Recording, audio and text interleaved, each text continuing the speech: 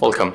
If you want to change name of your XIAOMI Mi TV stick, at the first you have to go for the settings. Next you have to go for the device preferences. And right now go for the about and select the device name. Click to change. So as you can see, you are able to pick the names that are already ready to use, but we can also enter our custom name, and I'm going for this option. Then go right here, click OK, confirm, and as you can see, our device name has changed.